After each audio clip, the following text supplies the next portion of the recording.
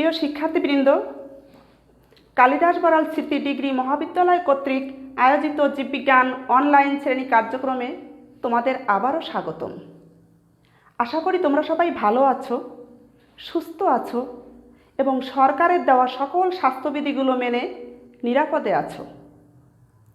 তোমাদের সঙ্গে আছি আমি কৃষ্ণারানী বিশ্বাস, সহকারী অধ্যাপক, জীববিজ্ঞান বিভাগ, কালিদাস বড়াল স্মৃতি ডিগ্রি মহাবিদ্যালয়, খাসেরহাট বাজার, চিতলমারি, বাগেরহাট। জীববিজ্ঞান প্রথম পত্র উদ্ভিদ বিজ্ঞান এর অধ্যায় 1 কোষ ও এর গঠন থেকে আরেকটি গুরুত্বপূর্ণ এবং নতুন টপিক নিয়ে আমি তোমাদের সামনে উপস্থিত হয়েছি। বরাবরের মতো শিক্ষার্থীরা, তোমরা সবাই আজকের ক্লাসের জন্য প্রস্তুত আছো তো? তাহলে বই, খাতা, কলম নিয়ে দ্রুত বসে যাও। আজকের আলোচ্য বিষয় নিউক্লিয়াসের গঠন। আমরা কোষের গঠন সম্পর্কে পূর্বের ক্লাসে আলোচনা করেছি। সেই কোষের মধ্যে সবচেয়ে গুরুত্বপূর্ণ যে বিষয়টি, সেটি নিয়ে আজ আলোচনা করব। সেটি হচ্ছে নিউক্লিয়াস। নিউক্লিয়াস কি? নিউক্লিয়াস কাকে বলে? এই আলোচনাটাই প্রথমে করব আমরা।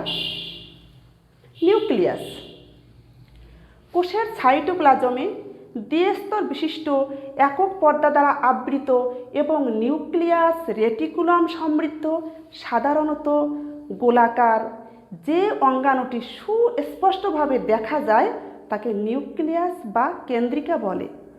কোষ সম্পর্কে আলোচনা করার সময় আমরা এই বিষয়টি ভালোভাবেই জেনেছি। আমার মনে হয় তোমাদের কথাগুলো ভালো করেই মনে আছে। নিউক্লিয়াস সম্পর্কে জানতে গেলে আমরা আরও জানব নিউক্লিয়াস কোষের একটি অপরিহার্য অংশ এবং কোষের যাবতীয় কার্যকলাপ নিউক্লিয়াসের দ্বারাই নিয়ন্ত্রণ করে এবং নিউক্লিয়াস এটা নিয়ন্ত্রণ করে থাকে। আমাদের যেমন মস্তিষ্ক কোনো সিদ্ধান্ত না দিলে আমরা কোনো কাজ করতে পারি না, কোনো সিদ্ধান্ত আমাদের এই মস্তিষ্ক থেকেই কিন্তু আসে, ঠিক তেমনি কোষ তার যে কার্যাবলী সম্পাদন করে থাকে সেই কার্যাবলীর যে নির্দেশনা যেখান থেকে আসে সেটি হচ্ছে নিউক্লিয়াস। এজন্য নিউক্লিয়াসকে কোষের মস্তিষ্ক বা প্রাণকেন্দ্র বলা হয়। বিজ্ঞানী রবার্ট ব্রাউন 1831 সালে অর্কিড পাতার কোষে প্রথম নিউক্লিয়াস আবিষ্কার করেন। নিউক্লিয়াস সাধারণত কোষের 10 থেকে 15% স্থান দখল করে থাকে। শিক্ষার্থীরা, শুক্রাণুর 90% অংশই নিউক্লিয়াস দিয়ে গঠিত। তাহলে নিউক্লিয়াসের গঠনটা কি? অধিকাংশ ক্ষেত্রেই নিউক্লিয়াস গোলাকার, কিন্তু কোনো কোনো ক্ষেত্রে উপবৃত্তাকার হতে পারে, আয়তাকার হতে পারে, চাকতি সদৃশ্য হতে পারে, মূলাকার অর্থাৎ মূলার মতন হতে পারে, শাখাযুক্ত ইত্যাদি রকমের হতে পারে। সেই নিউক্লিয়াসের গঠন সম্পর্কে এখন আমরা আলোচনায় আসব। শিক্ষার্থীরা, আমার সঙ্গে তোমরা একটি চিত্র অঙ্কন করার চেষ্টা করো। বই খাতা তোমাদের সামনেই আছে এবং আমিও বোর্ডে চিত্রটি অঙ্কন করছি, তোমরাও আমার সঙ্গে অঙ্কন করো।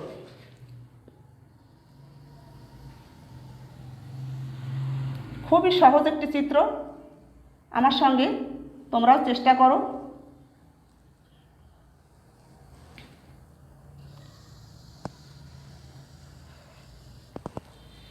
চেষ্টা করলে সবই পারবে। প্রথমে আমরা নিউক্লিয়ার পর্দাটি এঁকে নিলাম।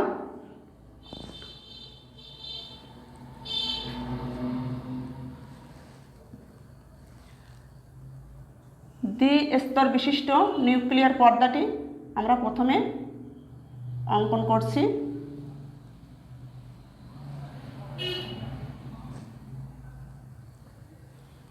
এটি হচ্ছে নিউক্লিয়ার মেমব্রেন বা নিউক্লিয় পর্দা।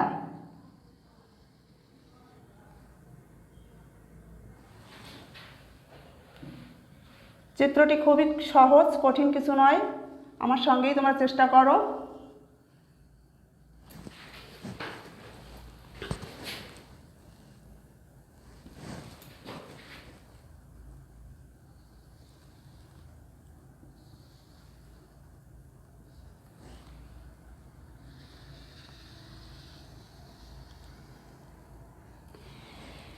এটা হচ্ছে নিউক্লিয়ার মেমব্রেন। নিউক্লিয়ার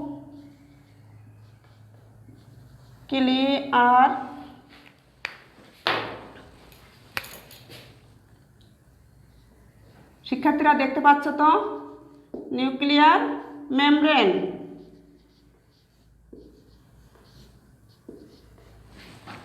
এটা হচ্ছে নিউক্লিয়ার মেমব্রেন। মাঝখানের এই যে অংশটা, এটা হচ্ছে নিউক্লিওপ্লাজম। নিউক্লিওপ্লাজম।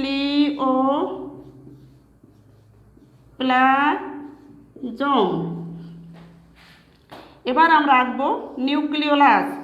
এর মাঝখানে গোলাকার একটি বস্তু আমরা দেখতে পাচ্ছি, বেশ গাঢ় একটি অংশ আমরা দেখতে পাচ্ছি। এটা হচ্ছে নিউক্লিওলাস। এই অংশটি হচ্ছে nucleolus. Nucleolus,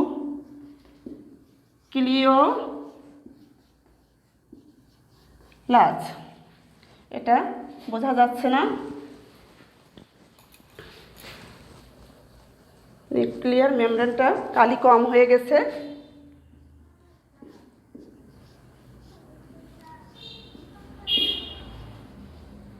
nuclear membrane, nucleoplasm, nucleolus. এবার আমরা ক্রোমাটিন যে তন্তু, সেটা সুতার মতন যে অংশটা, সেটা আমরা দেখব। তোমরা আমার সঙ্গে সঙ্গে এটা এঁকে ফেলো। এটা কিন্তু আমাদের খুবই গুরুত্বপূর্ণ একটি টপিক, চিত্রসহ কিন্তু পরীক্ষার খাতায় আসে। এটা হচ্ছে ক্রোমাটিন, ক্রোমাটিন তন্তু। আর এই অংশটা হচ্ছে নিউক্লিয়ার রন্ধ্র। Nuclear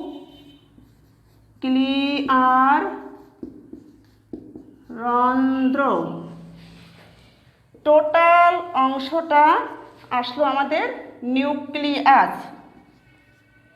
nucleus.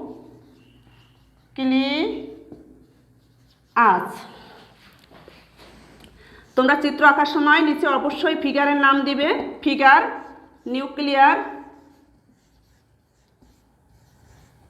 নিউক্লিয়ার।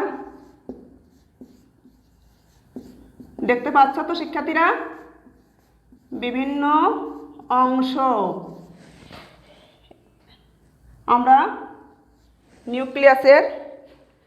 নিউক্লিয়াসের ইলেকট্রন যন্ত্রদৃষ্ট একটি নিউক্লিয়াসের বিভিন্ন অংশ এখানে আমরা দেখতে পাচ্ছি শিক্ষার্থীরা।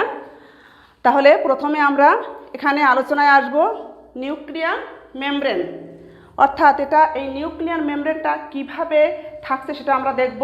নিউক্লিয়ার মেমব্রেনটাকে আমরা নিউক্লিয় পর্দাও বলতে পারি। দ্বিস্তর বিশিষ্ট যে পর্দা দ্বারা নিউক্লিয়াস সাইটোপ্লাজম থেকে পৃথক থাকে তাকে নিউক্লিয় পর্দা বলে। অর্থাৎ সাইটোপ্লাজম থেকে এটা কি অবস্থায় থাকে? পৃথক থাকে। এই পর্দার প্রতিটি স্তর কোষ ঝিল্লির, মানে এই পর্দাতে প্রতিটি স্তর থাকে, সেই প্রতিটি স্তরকে কোষ ঝিল্লির মতো ফসফোলিপিড বাইলেয়ার দ্বারা গঠিত। কোষ ঝিল্লি যেমন ফসফোলিপিড বাইলেয়ার দ্বারা গঠিত ছিল, ঠিক তেমনই এই পর্দায় নিয়মিতভাবে সূক্ষ্ম ছিদ্র থাকে। সূক্ষ্ম ছিদ্র কিন্তু এই পর্দার ভিতরে সূক্ষ্ম ছিদ্র থাকে। তাহলে এই ছিদ্রগুলো সরভুজাকৃতির, মানে সরভুজাকার সারিতে সজ্জিত থাকে। প্রতিটি ছিদ্রের ভিতরে 8টি লম্বাটে প্রোটিনের কণা থাকে। প্রতিটি ছিদ্রের ভিতরে 8টি লম্বাটে প্রোটিনের কণা থাকে। এই কণাগুলো থাকার কারণে এরা কি করে? ছিদ্রের ব্যাসটা, মানে যে ছিদ্রটা থাকে, যা দিয়ে ছিদ্রের ব্যাস নিয়ন্ত্রিত হয়, এর ব্যাসটা নিয়ন্ত্রিত হয়, মানে একটা কন্ট্রোলের ভিতরে থাকে। এই হচ্ছে আমাদের নিউক্লিয়ার পর্দা, তাহলে নিউক্লিয়ার পর্দাটি কয়টি স্তর বিশিষ্ট? 2 স্তর বিশিষ্ট। এখানে দেখো সাম্প্রতিককালে কিন্তু জানা গেছে নিউক্লিয়ার পর্দাটি বিশুদ্ধ ক্ষারীয় প্রোটিন দিয়ে তৈরি। এটা কি দিয়ে তৈরি? বিশুদ্ধ ক্ষারীয় প্রোটিন দিয়ে তৈরি। এর কাজ কি? নিউক্লিয়াসের রক্ষণাবেক্ষণ করাই কিন্তু নিউক্লিয়ার মেমব্রেনের প্রধান কাজ। এটি নিউক্লিওপ্লাজম, নিউক্লিওলাস ও ক্রোমোজোমকে সাইটোপ্লাজম থেকে পৃথক করে রাখে। মানে নিউক্লিওপ্লাজম, নিউক্লিওলাস এবং ক্রোমোজোমকে, অর্থাৎ ক্রোমাটিন যে তন্তুটা, এদেরকে কি করে?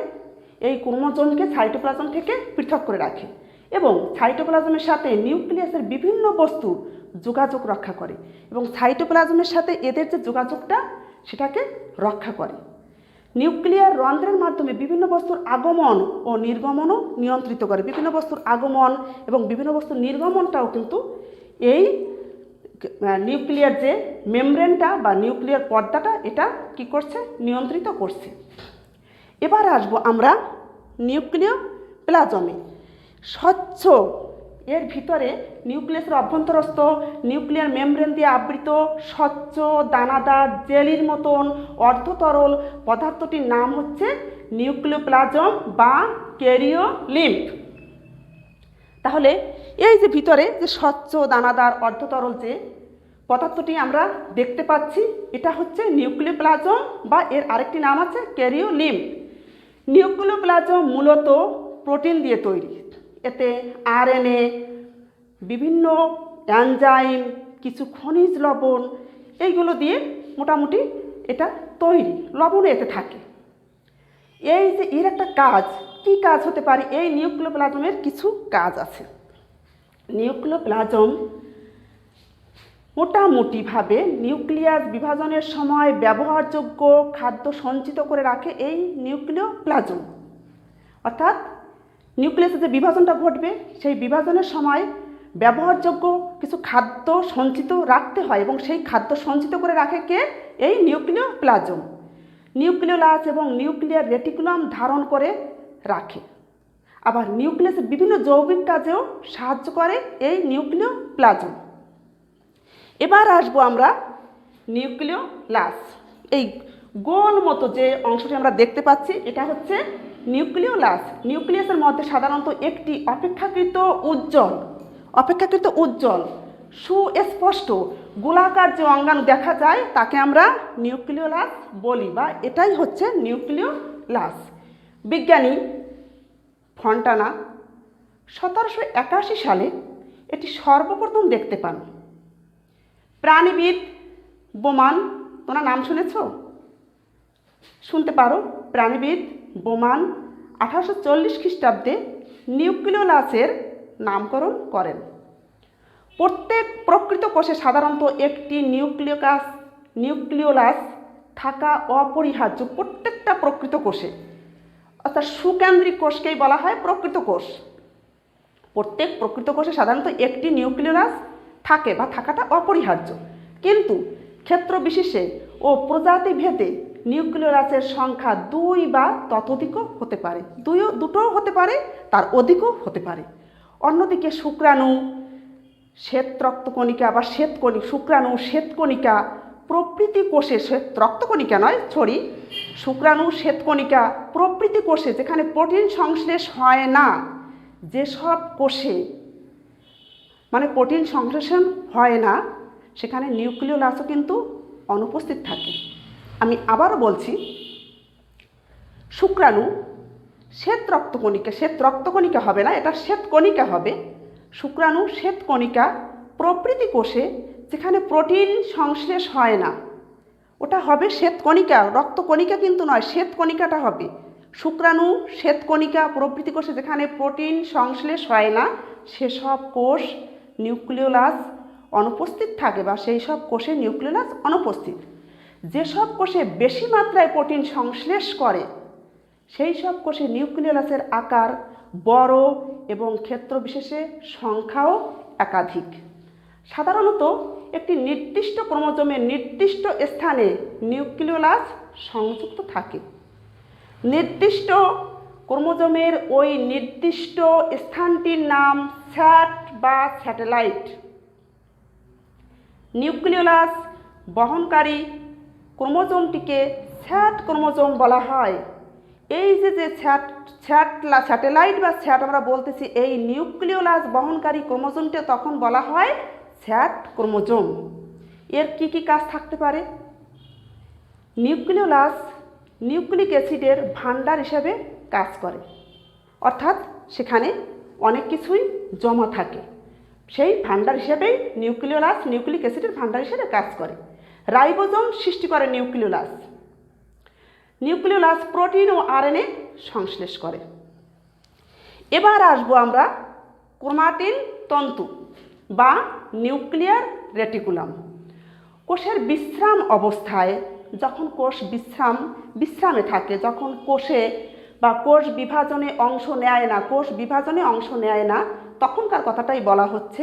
কোষের বিশ্রাম অবস্থায় নিউক্লিয়ার অভ্যন্তরে জালিকার আকারে কিছু তন্তু দেখা যায়। তন্তু মানে সুতা। এই জালিকাকে ক্রোমাটিন তন্তু বা নিউক্লিয়ার রেটিকুলাম বলে। ফুলজিন রঞ্জক, এক প্রকার রঞ্জক যাকে বলা হয় ফুলজিন রঞ্জক দিয়ে এইগুলো রঞ্জিত হয়, তাই একে ক্রোমাটিন তন্তুও বলা হয়ে থাকে। ডিএনএ এবং হিস্টোন জাতীয় প্রোটিন নিয়ে ক্রোমাটিন তন্তু গঠিত। কী নিয়ে গঠিত? ডিএনএ এবং হিস্টোন জাতীয় যে প্রোটিন থাকে, সেই প্রোটিন নিয়ে ক্রোমাটিন তন্তু গঠিত। কোষ বিভাজনের সময় নিউক্লিয়ার রেটিকুলাম ক্ষুদ্র ক্ষুদ্র সূত্রাকার অঙ্গে পৃথক হয়। এমন অবস্থায় প্রতিটি সূত্রাকার অঙ্গকে ক্রোমোজোম বলে। ক্রোমোজোম এর সারিবদ্ধভাবে অসংখ্য জিন থাকে। ক্রোমোজোমে সারিবদ্ধভাবে অসংখ্য জিন থাকে। তোমরা কিন্তু মাধ্যমিক পর্যায় থেকেও কিন্তু এ সম্পর্কে কিছুটা জেনে এসেছো। কোষ নিয়ে আলোচনার সময় সেখানেও কিন্তু তোমরা এ সম্পর্কে জেনেছো। যারা বংশগতীয় বৈশিষ্ট্য প্রকাশের জন্য দায়ী, কী করে? বংশগতীয় বৈশিষ্ট্য প্রকাশ করে থাকে। তাহলে এর কাজটা কি? এই যে ক্রোমাটিন তন্তু, এর কাজ হচ্ছে বংশগতীয় বৈশিষ্ট্য নিয়ন্ত্রণকারী উপাদান, জিনের ধারক এবং বাহক হিসাবে এরা কাজ করে থাকে। তাছাড়া মেসেঞ্জার আরএনএ সংশ্লেষণের মাধ্যমে প্রোটিনের বার্তা প্রেরণ করে থাকে। প্রোটিনের যে বার্তাগুলো সেটাও কিন্তু এই ক্রোমাটিন তন্তুর মাধ্যমে প্রেরিত হয়। এই গেল একটি নিউক্লিয়াসের বিভিন্ন অংশের একটা চিত্ররূপ। নিউক্লিয়াসের বিভিন্ন অংশের চিত্ররূপ। নিউক্লিয়ার না লিখে তোমরা এখানে লিখবে নিউক্লিয়াসের বিভিন্ন অংশ।